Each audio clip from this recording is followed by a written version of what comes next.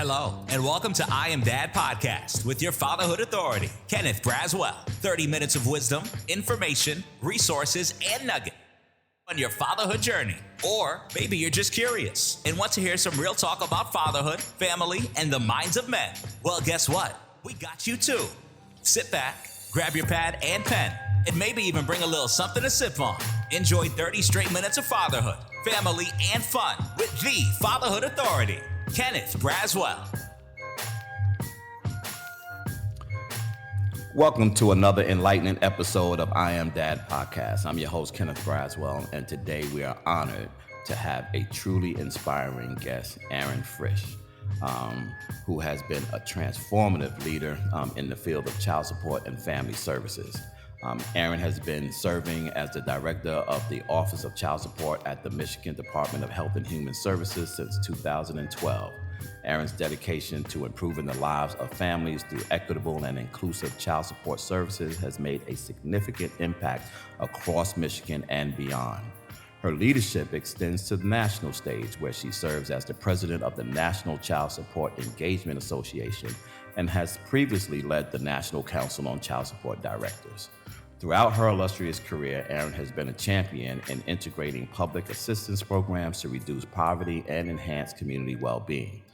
Her efforts in co-leading the Michigan Diversity, Equity, and Inclusion Council has successfully advocated for the establishment of the Office of Race, Equity, Diversity, and Inclusion, further demonstrating Erin's commitment to fostering an inclusive environment for all. With a background in IT management, consulting, and a deep passion for public service, Erin brings a unique perspective to child support policy and practice. They have always been a driving force behind pioneering evidence-based programs that support fathers and families, ensuring that child support services meet the evolving needs of today's society. Erin's commitment to her work is matched by her dedication to her family as a proud parent of two teenagers who keeps her on her toes. Today, let's dive into Erin's insights on fatherhood, child support, and the importance of equity and inclusion in family services. So please join me with my guest today, Erin Frisch. How are you today? I'm great, Kenneth. Thanks so much for having me. I'm glad to be here. Yeah, thanks so much for coming. This conversation, around child support is picking up steam. I'm not exactly sure what's going on in the environment, now that is moving in. And I think it has its ebbs and flows, right? Sometimes it's the first subject, sometimes it's not the subject.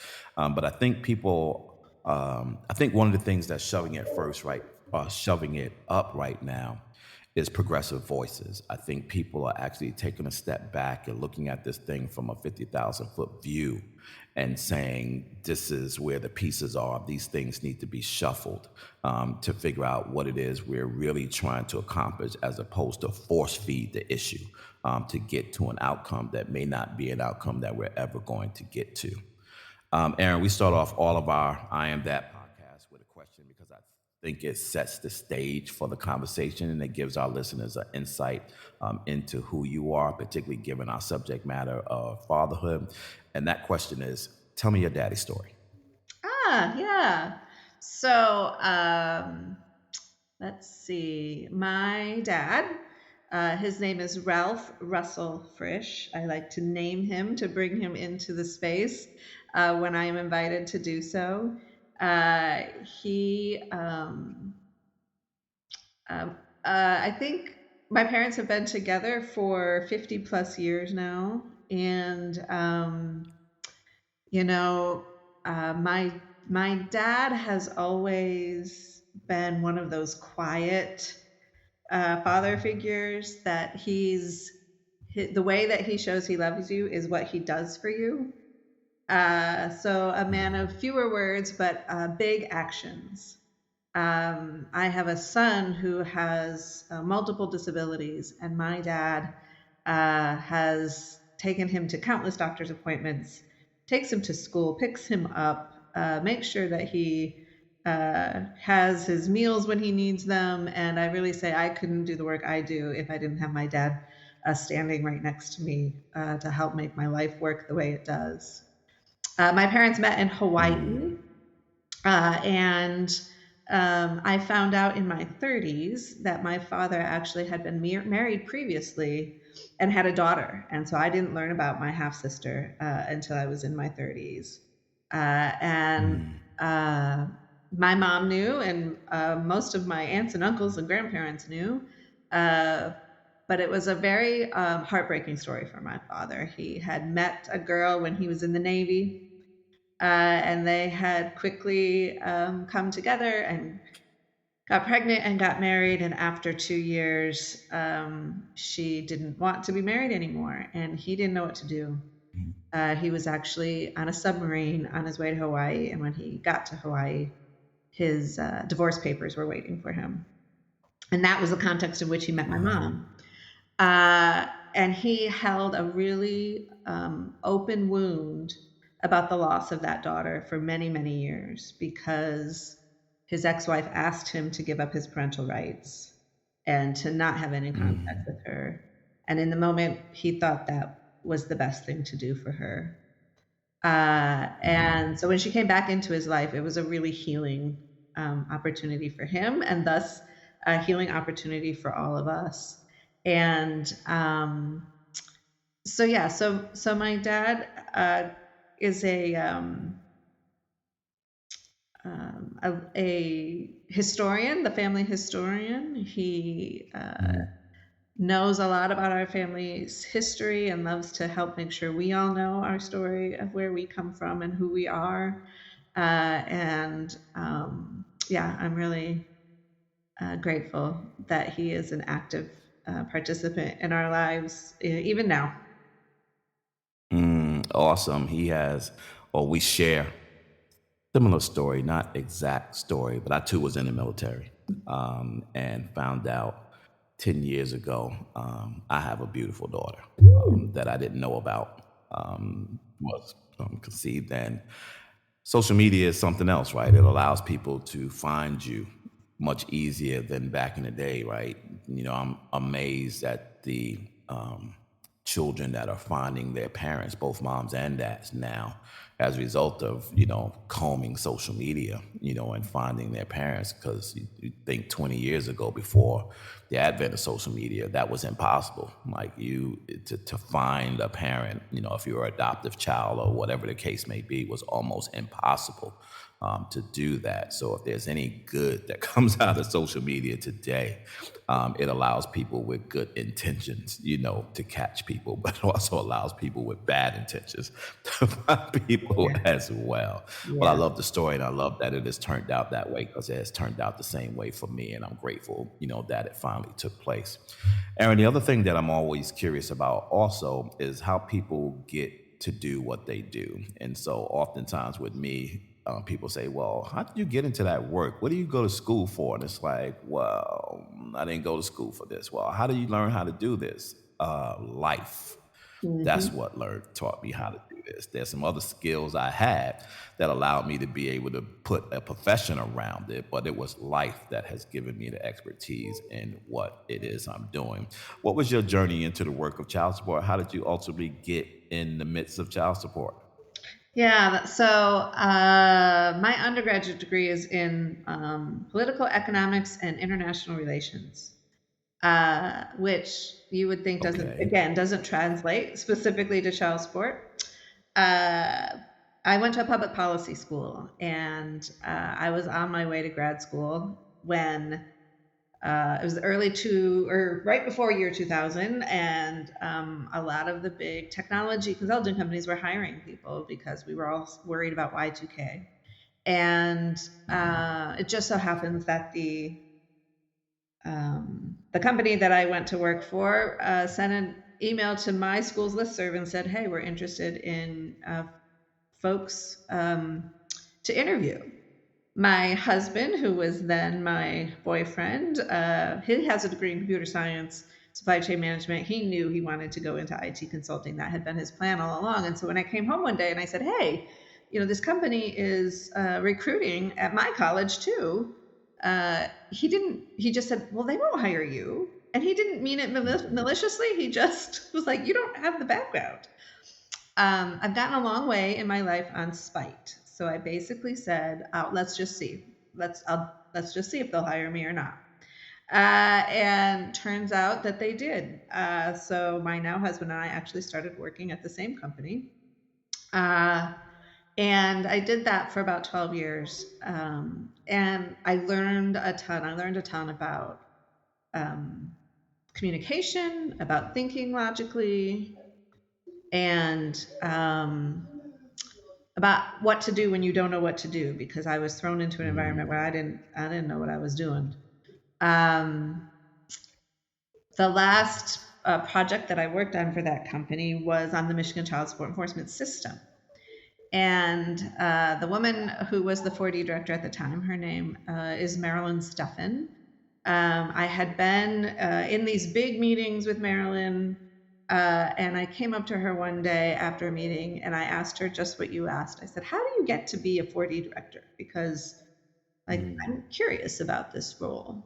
And she was an attorney. She had worked in a local prosecutor's office. And she said, I would love to, share with you a little bit about my story. I got pregnant with my son shortly after that. He was a high-risk pregnancy and had a lot of issues early on. So it took me probably 4 years before I got back around to having that conversation with Marilyn. And then she said to me, Erin, I want you to come work for me in the Office of Child Support. And so I had to make a decision on sort of where I wanted to go. I was at a stage in my career with the company I was at that I had the chance to make what we used to call partner when they were a private company, and really had a trajectory that meant that I would probably make a decent chunk of money, and I could help a lot of different places with their technology stuff, or I could have a more direct impact on the lives and well-being of families in the state of Michigan, and that really won over for me. I have a heart for public service, and so I took an opportunity to go work for the state for her. And when I came in, she said, Erin, I've got 2 years and I'm going to retire. And I think you could be the next child support director for Michigan. And I was like, oh, okay. So we got through the first 9 months and she came back and said, I changed my mind. I'm now retiring in about 3 months. And so almost a year to the day of when I came to work for the state, I became the state's child support director. I say I'm in a job that I'm meant to be in. I'm not a lawyer. I'm not a social worker.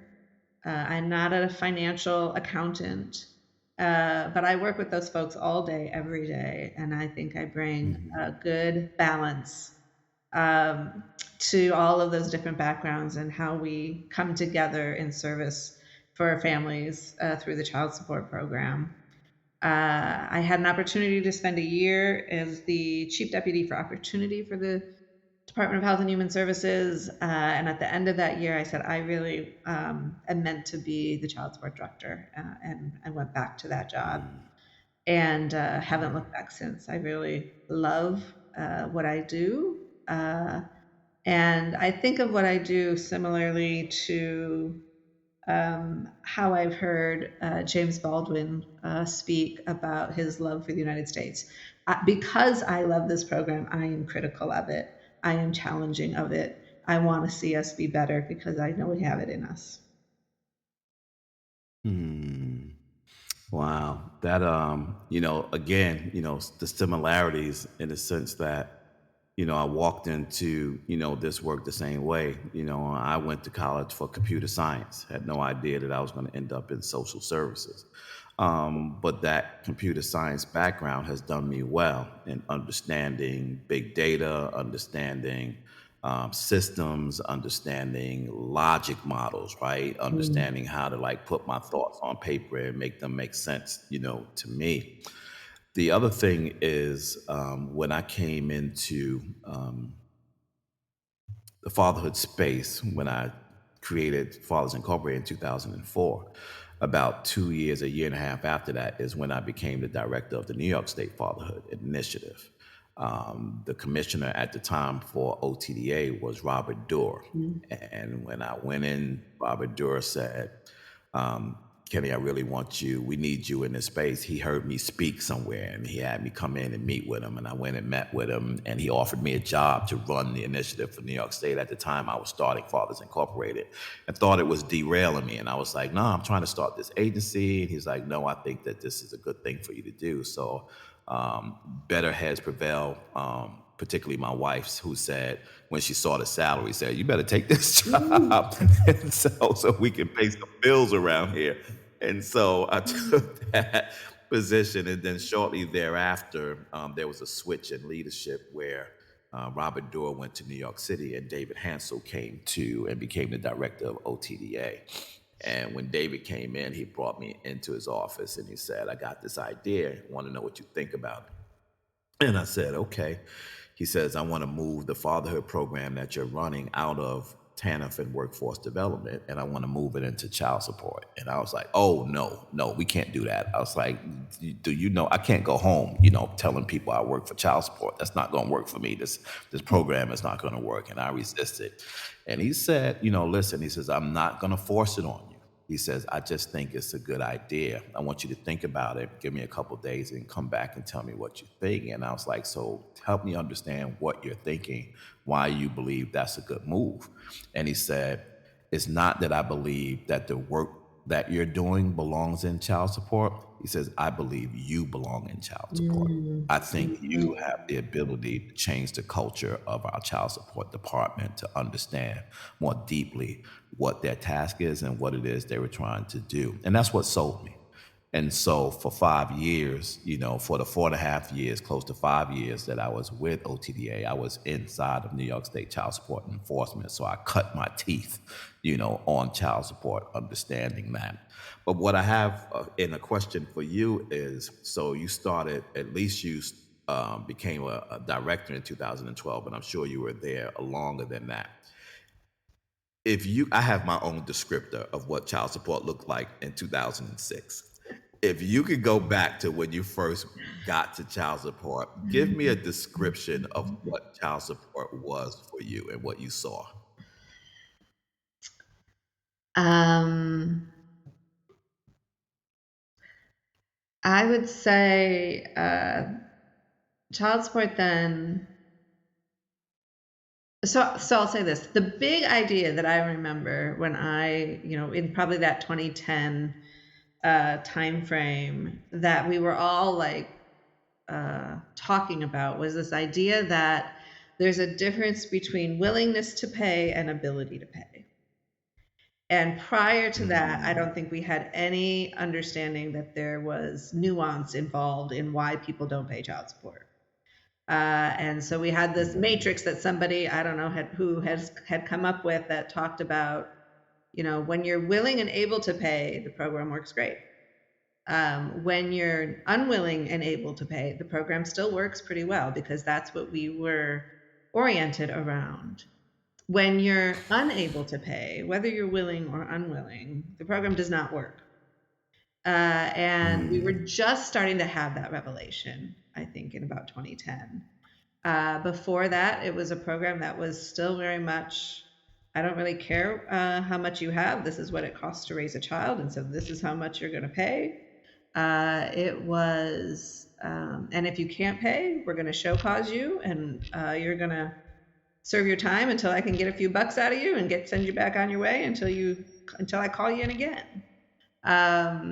We were much more interested in cost recovery, this idea that part of our job is to recover the funds that are spent through TANF or Medicaid. And I think most of the caseworkers at that time really thought that was their reason for being, is we had to go get the bad guy because they wouldn't take care of their children. They wouldn't take responsibility for their children. And so that mindset permeated most of everything of what we did, even though we were starting to talk about and come to this recognition that there's probably more to it than that. I think the average caseworker, that was still very much their perspective. At least it was in Michigan. Yeah.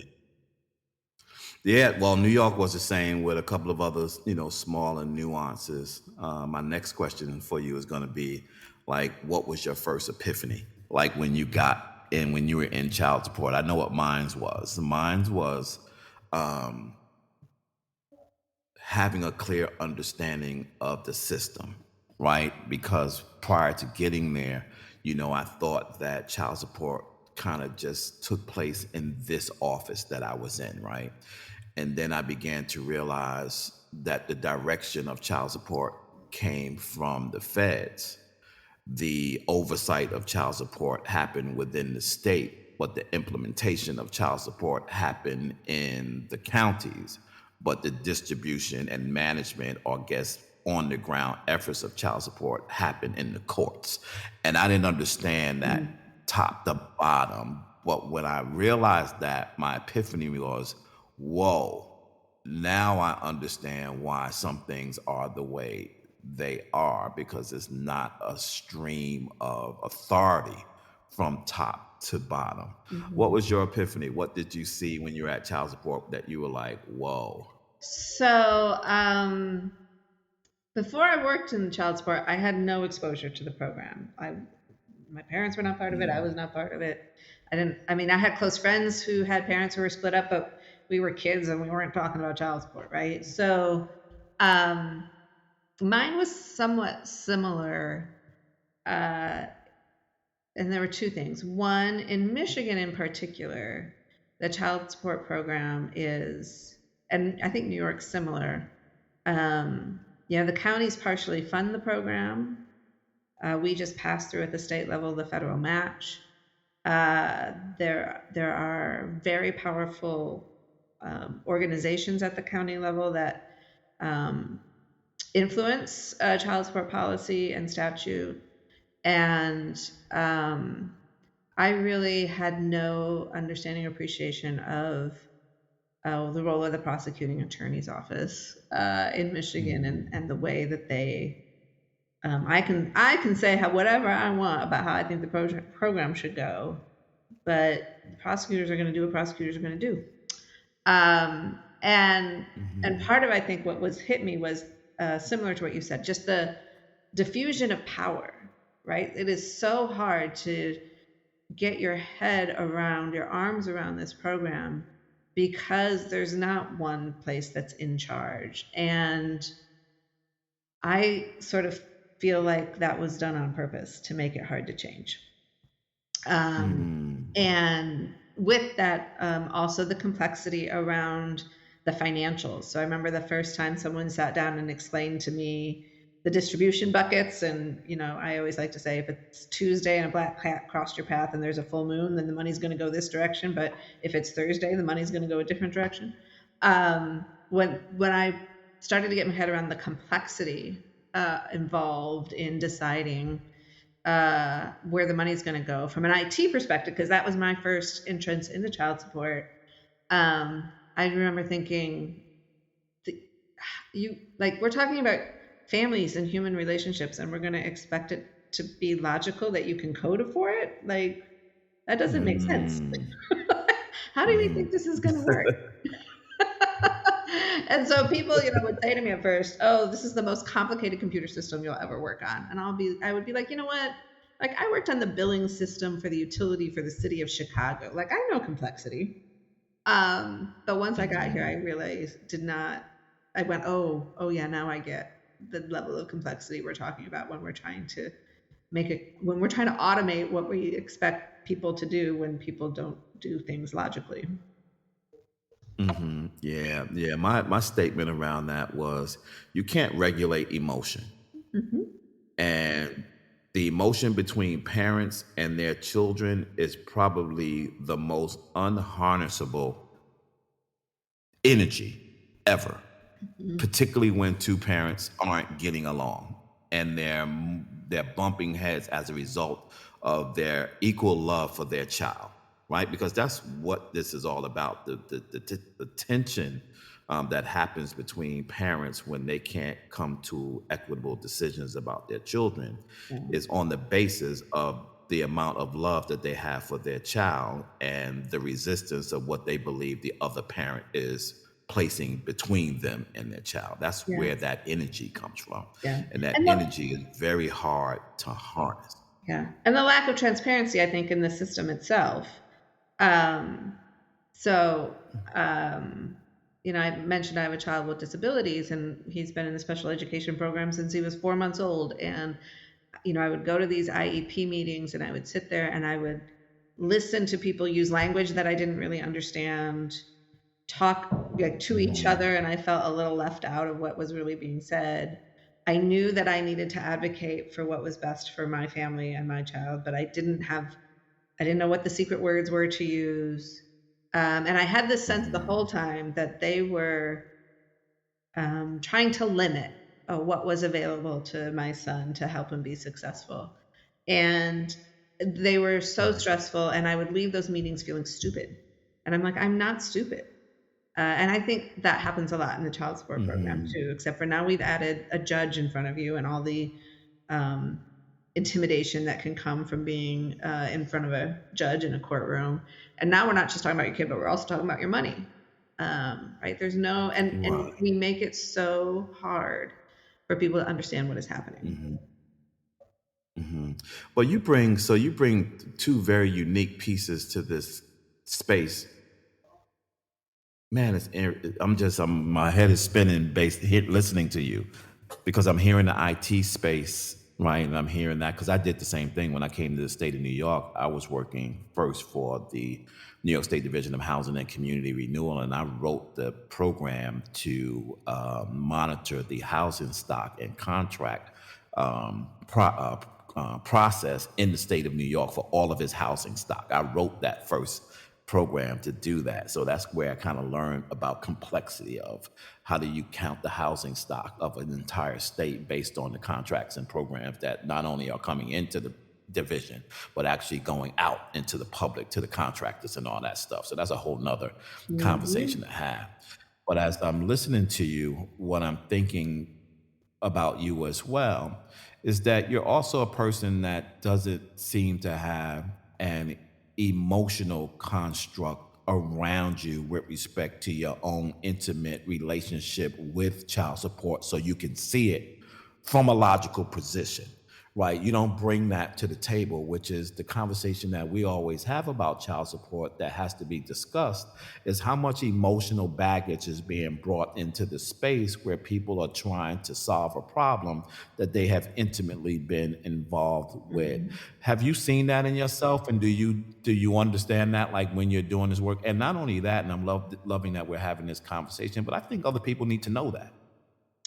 Yeah, that's an interesting question. So, I would say that in my own leadership journey, I have moved through that journey to a place where I love this program. I love what I do. I love the potential that this program has, but it is not who I am. It is not tied up in my identity or my value or my worth. And so it took me a while to get there, I'll be honest.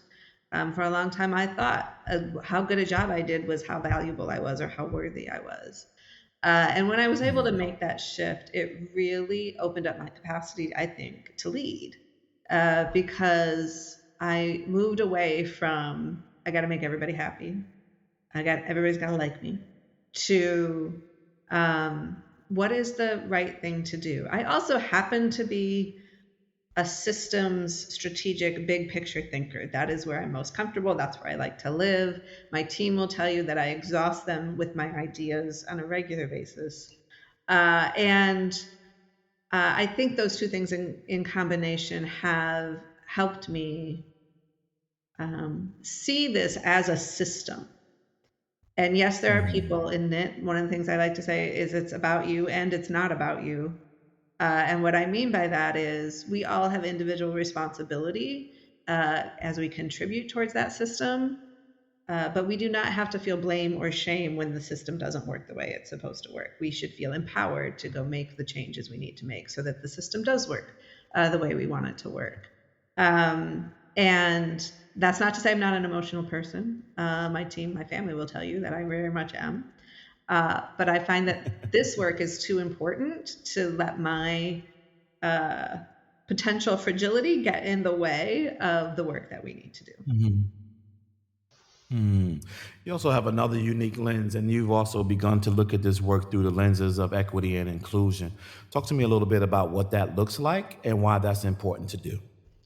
Yeah, so a little bit of a personal story. When I was in college, besides having a public policy degree, I have a women's studies minor, and I had an incredible professor who had life-changing influence on me, but she taught me about oppression and marginalization and systems, and had us reading Andre Lorde and Bell Hooks and Gloria Anzaldúa and some of these really great women thinkers around the intersection of race and gender.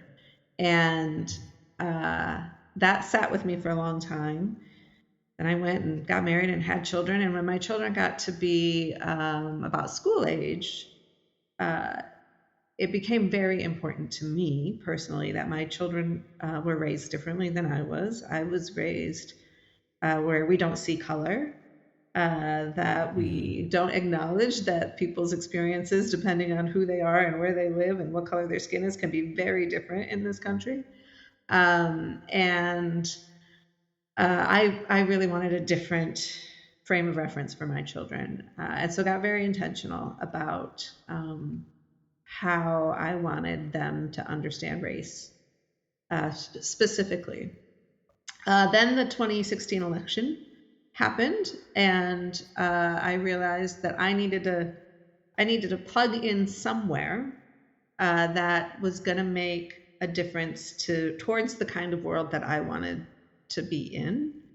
And I thought about various ways to do that, and I landed specifically on anti-racism because it's the thing that I had the most passion and energy around, and I feel like is so fundamental to this country. So I started by pulling off my old books off the shelf, taking some workshops by folks who were recommended to me to better understand race and racism. And then in 2017, came to my team at the Office of Child Support, my management team, and I said, hey, I think that we need to talk about the ways in which child support is an institution, and as an institution is upholding a set of values that are based in white supremacy, or what I like to say sometimes, the supremacy of whiteness, that are controlling the resources that people need to live based on these values. And I think we have a responsibility to reflect on that, to think about what the role of the child support program is in that broader set of institutions and systems, and what we could do to change it. It was a scary conversation for me to have because I did not know what kind of response I was going to get. I am forever grateful that my management team was like, we're not really sure we understand what you're talking about, but we trust you and we're willing to keep having this conversation. And so we did. We started. We started working with an organization called Erase out of Kalamazoo, Michigan, who does institutional organizing, and they have a really great workshop.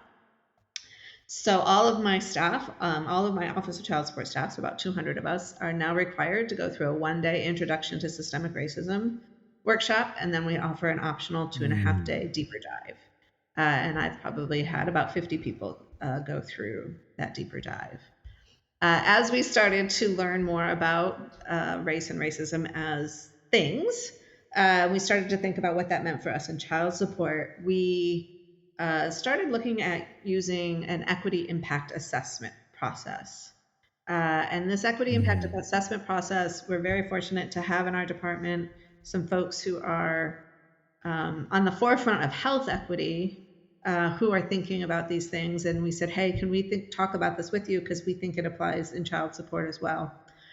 And so they brought us along, and we started using this tool. One of the key components of an equity impact assessment is how are you talking to, who are you talking to, the people who are going to be affected by the decisions you're making as a program. And we, after about a half minute of reflection, realized at the state level we had no relationship with community. We had no place where we could go and ask people. And frankly, we were a little scared to go ask people what they thought of child support, because we were pretty sure we knew the answer and we didn't want to hear it.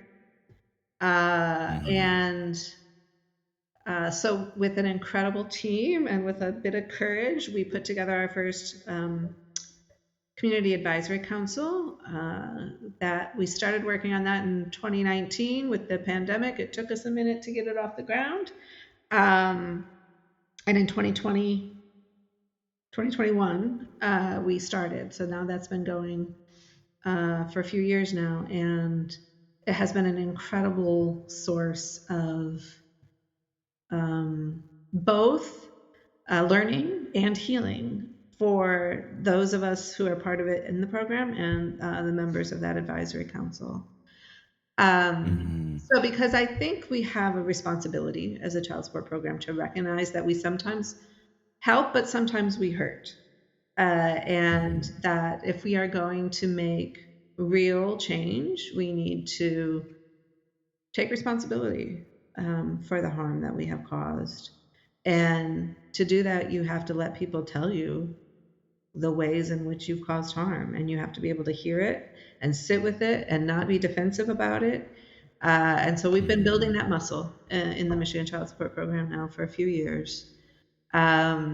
We internally have now equity, inclusion, and diversity teams that are teaching our staff all kinds of things. We have made significant policy changes over the last 3 years that are directly related to our better understanding of the ways in which child support as a system contributes to the marginalization of certain people. And it has opened up so many opportunities for us to have further conversation. In fact, I would say that my personal understanding of the importance of listening to, working with, learning from fathers has come from our equity work specifically. There was a time in my own journey where I would have said, like, incarcerated fathers, I don't have time for them. I got other bigger fish to fry. And I realize now just how harmful that attitude was. And this idea that you got to care about 80% and you can't care about the 20% is one of the lies that exists that perpetuates these systems. And so it really has turned our program to focusing on the most marginalized, the least heard, in terms of how we look at our data, in terms of how we develop policy. So our advisory council is specifically made up of those who are most likely to be in the program and least likely to have their voices heard, so that we are intentionally lifting up those opportunities. Yeah, I love that thought because, as you talk about the 80 and the 20%, the unfortunate reality of the 80 and 20 is that the 20% drives societal narrative, right? And it becomes the thing that everybody points to as to the reasoning why we do what we do and why we need to continue to do what we do, right? When we know that research says that there are far more people and fathers and non-custodial parents out there that pay child support that don't, right? And so, but we don't talk about that side of the lens. And so I'm happy to hear everything that you're saying. I would love to come up there and go through some of that training just to see it, because I know that there is a space for that conversation within the responsible fatherhood space as well, because I see it there also. We just haven't had the ability to be able to construct that conversation on a national level, which is kind of where I'm going, because I want to bring this into the conversation so we can bring your insight with respect to being the president of the National Child Support Engagement Association and the work that you guys are trying to do there, and the oversight, or I guess guiding of the national conversation and work around child support. Talk to me a little bit about that role and what it is you all are trying to accomplish. Yeah. Well, first I'll say that I'm very excited because the board of directors for NCIA, it will be going through this 2.5-day understanding systemic racism workshop at the end of this month, right ahead of our leadership symposium, which will be in Detroit in August. And again, it was one of those situations where I was like, hey, I really think we should do this. And I wasn't sure what kind of response I would get. And I'm really grateful and really hopeful that board has decided to take an extra 2.5 days out of their day jobs to go through that. So after that, I might have more to share even about what that experience has been like to bring this to a national level. NCIA as a whole really, I think, is leading this conversation in terms of where we think the program needs to be. One of the things I say about child support is we're sort of having a bit of an identity crisis. And what I mean by that is, we know we don't want to be the program we were in 2006, 2012. We've set some really, I think, aspirational, visionary goals. But I think somewhere in the mid 2000s, we sort of forgot that those were aspirational, and we started fooling ourselves into thinking we were there already. When Commissioner Tresky came out with her bubble chart, and we started talking about all of these things that surround child support other than just direct collections, those were aspirational things, but we started to talk to ourselves like, oh yeah, we're doing this. And in reality, people like me might have been talking about it, but programs like mine weren't necessarily doing it. So NCIA really has tried to help us as a community live into some of those aspirational goals we have set. So one of the big things we have right now that we're excited about is we've created a legislative agenda for the child support program that is a series of proposals. That is the most comprehensive series of proposals to modernize the child support program, probably since the Deficit Reduction Act or even FRORA.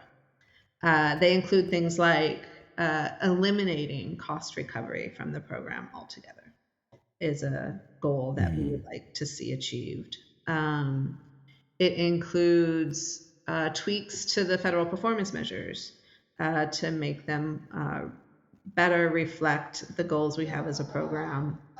It doesn't go quite as far as I personally would love to see us go, but I think it is steps in the right direction. And we are now at the point of socializing that legislative agenda with the child support directors, with the Federal Office of Child Support Services, and hopefully later this year we'll have opportunities to share it on Capitol Hill with federal policymakers, because it is federal law that needs to change. NCIA also is on the forefront of thinking about where the program should be thinking. So we're working on 2 resolutions right now that I'm excited about. The first one is around fathers and fatherhood, and working with fatherhood organizations, and the importance of child support programs to have relationship with fatherhood organizations. And the other one is really around whole family or family-centered services, and this recognition that child support needs to serve both parents, that this is not an either or equation, this is a both and equation. And so things like the federal notice of proposed rulemaking that's out right now to allow employment services to get federal funding is in alignment with what we hope to see in a more whole family strategy around child support. It also includes things like let's get more clear about when and where child support is an effective tool for that family and when it might not be. So an example of that is in our foster care caseload. There's been a lot of acknowledgement lately that maybe it's not so helpful for child support to come and take financial resources out of a family that is trying to get to reunification. But I think that can be true also in public assistance cases where it might not always make the most sense for child support to be involved. And honestly, if we're going to move out of cost recovery, then this idea that folks have to have a child support case just because they are getting public assistance starts to sound to me like we're just about policing poor people and we're not actually about serving families.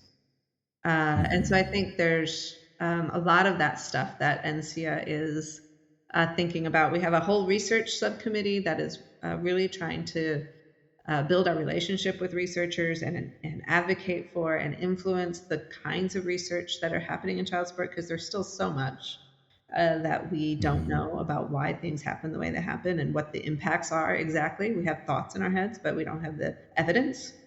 And emerging issues, we talk a lot about sort of what's coming at us maybe from other places that we need to think about. And then I would be remiss if I didn't also say that NCIA is very much advocating for a federal law change that will enable tribal child support programs to have access to the federal tax offset program. They don't right now, they never have. And we are working with our tribal partners to advocate for, and we finally have a bill in the House Ways and Means Committee that will give tribal programs access to that, or tribal governments access to that program. And it also helps states because it resolves an issue that has been longstanding between OCSS and the IRS around contractor access to child support information and tax information. So we're spending a lot of time talking with folks about supporting that legislative work. Yeah, and goodness, please include me so I can figure out a way, because I'm listening to what you're saying and I'm trying to figure out in my head as we're having a conversation. How does everything that you just said to me touch ground, right? Because the fathers that we're serving are frustrated. Like, and what you hear them say is, we need to go to court and we need to go to our legislators. And I'm like, well, we don't have anything to say. Like, your emotion is not going to change anything unless there is accountable action behind it. And I think that's the missing conversation on the ground, not only with our fathers and our moms to a certain extent, but with the organizations who are also trying to figure out, right? We had this conversation about at the conference that we're hosting next month on what the child support conversation should be. And typically it always lands in, well, we should tell fatherhood organizations that they should have a working relationship with their local child support offices. Well, to what end? Like, how does that happen? What's the goals? Who's going to make that occur? I said, so there's some very fundamental ABCs, 1, 2, 3s that has to happen before we get there. And then that relationship has to transition down to the fathers that they're serving. So when they're frustrated about things like child support, and more specifically in Georgia, legitimation, right, which is a whole nother thing that I'm beginning to ramp up the fight in Georgia to even get them to the access of being able to not only be responsible for child support through paternity, but having legal access to their children so that they can get parenting time in custody. There's a legal barrier right now in Georgia for that being able to happen, given that the paternity establishment has been abolished in the state of Georgia since 2016. So it doesn't even happen in the hospitals anymore. And so how do I take what you just said, put that in plain language, and say, we're starting we're reviving an effort. We started an effort in 2020, when the census was in full swing and they were having troubles getting particularly black men, black fathers to fill out their census forms. And so I was contacted by them to help them figure out some plans to get more black fathers and black men to fill out the census form. So we created an initiative called Black Dads Count. And Black Dads Count was by you count too, but you only count if you fill out this form. And so it's important to fill out this form. And then we walk down. When you fill out this form, this is what happens. On average, $35,000 comes from the federal government to your local community to aid programs and resources. This is what happens. This is what happens. This is what happens. This is what happens. This is what happens. So it wasn't just do it, do it, do it, do it.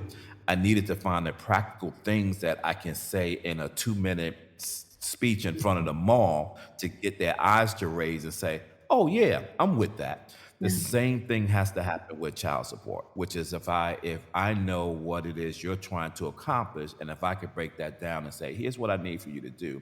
I need for you to either sign this petition or I need you to write a letter to your congressmen and your representatives. And they say, why? Because if you do, this is what's going to happen. You're going to have more men are going to have the ability, or custodial, non-custodial parents will have the ability to do A, B, C, D. And if their eyes raise like, oh, I can help with that, you actually can. And so how do you construct what that looks like in terms of an awareness campaign, but more of an actionable awareness campaign, right? So it's not just that I make you aware, it is that I make you aware so you can engage in an action that then supports the overall conversation.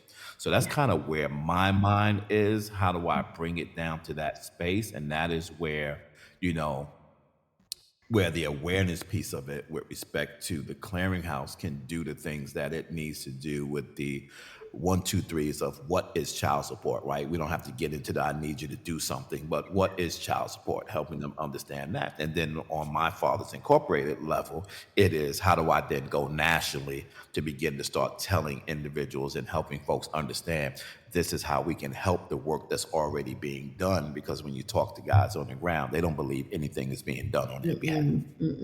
Yeah, two things come to mind for me. One is a story about my friend Bomani Gray. Bomani is on our anti-racism transformation team, fatherhood advocate, father himself. And when we first put that team together, one of the things we do in any anti-racism organizing work is one-on-one conversations, kind of like this one, where we sit down one-on-one and we talk about it. And I had that first conversation with Bomani, and he said to me, Erin, I've been in a lot of rooms with a lot of white women who think they can solve my problems, and it has not gone well for me. Like, what's going to be different this time? And I heard that, and I was like, I can't promise it will. What I can tell you is this is what I'm about, and this is what I'm hoping we can do together. And that has always stuck with me whenever I'm in a room, particularly with Black men, to say, like, I'm not going to overpromise and underdeliver in this space. I'm going to talk as real as I can talk.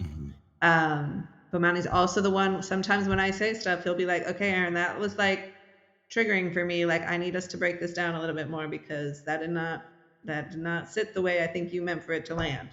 And he's become a really great accountability partner and friend. Bomani also is now the executive director of the Michigan Action Plan for Father Involvement, which is an organization that I started with Dr. Rich Tolman at the University of Michigan. We had a grant from the Fatherhood Research Practice Network. Rich is a social work professor, and he called me up one day and said, hey, Erin, I want to go after this grant, and I need the child support director to be on board. And I said, sure, let's see what we can do. So we've created this coalition of fatherhood practitioners across the state, as well as bureaucrats like me, from our Children's Trust Fund, from the Child Welfare Agency, from the Corrections Agency, housing, right? Like, we've tried to get as many folks as we can together. And one of the things that I hear from practitioners is what you're talking about, which is we do not understand how this machine works, so we cannot figure out how to advocate effectively for what we need, or what we think we want to do. And so part of what we've done in that group is I've explained to them in detail how the budget process works. And starting from, the governor's executive recommendation, through what the House and Senate do, through the negotiations, through what I have to do to get something up into the governor's office, right? And that has now provided them some insight where they can be like, oh, okay, so really, if we want to do something for the fiscal year 26 budget, which is over a year away, we got to be thinking about it now. We got to go talk to today to get that to happen then.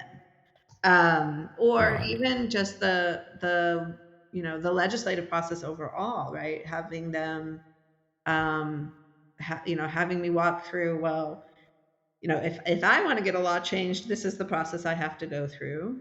Here's what I would suggest you all could do to either help with, if we're on the same page, let's work together to try to do this, because I am limited on what I can do as a state executive branch employee, differently than you are as a public citizen. And we've done, some power mapping. We've figured out who in the legislature are the fatherhood friendly folks. And all of that has started to help build the capacity now to be able to go have those conversations. And I find that incredibly exciting, because I feel the same tension you do around, the folks who really know what needs to be changed don't have access to change it.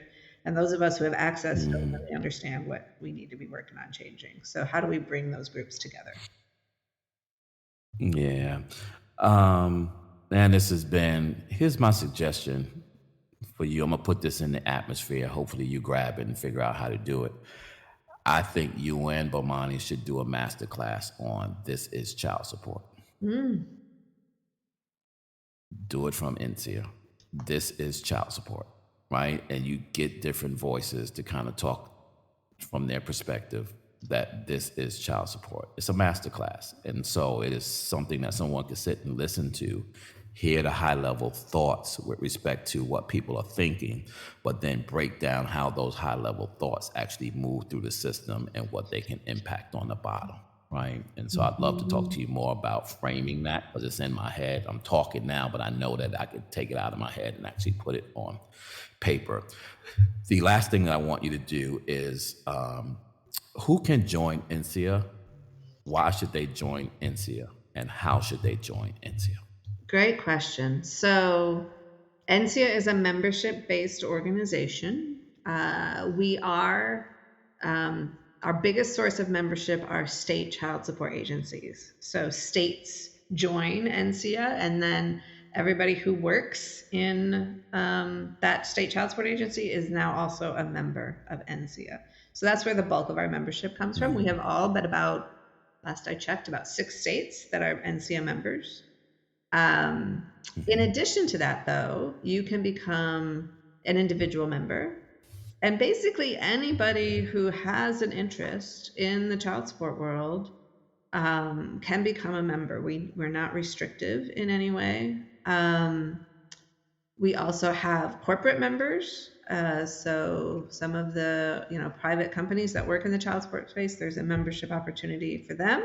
And we also have nonprofit membership available. So nonprofit organizations can become members of NCIA and get access to the resources and be part of the many, many committees. We have about 150 folks who volunteer from across the country to serve on NCIA committees, and they come from private, public, nonprofit, all walks, and there's always opportunities to get involved and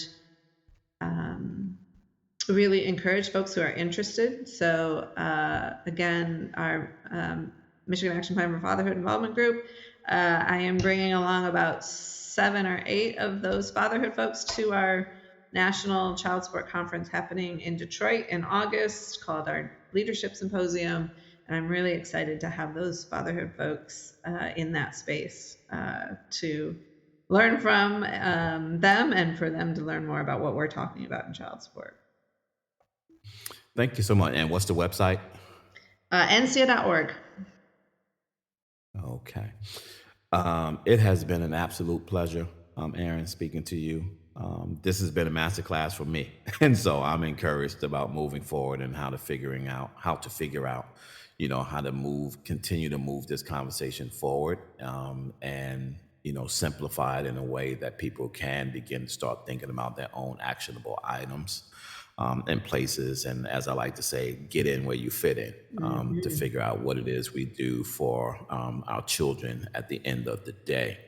And so anything I can do to help coach put me in, I'm willing, able, and can bring some people to the table, who have aspirations as well in terms of trying to figure out what this looks like. Because I really believe that in 10 years, there's a legacy that progressive people like, ourselves, Commissioner Gray, I love her energy. I love her innovative thinking. I love that she is in the streets. Like everywhere I am, I see her. And it's like, wait a minute, you here, you there? Because I was with her at the National Tribal Child Support Association conference. And so it was good to see her not only there, but I'm also always impressed when people can come to places like that and don't bring their title with them, but be amongst the people there and still move in a way that you can tell that they're information searching, they're networking, they're connecting, they're trying to figure out what people are feeling, what people are saying, and then you bring that back to your title and you figure out how you can strengthen everything that you now know about the different places. It happened for me because I was there as well.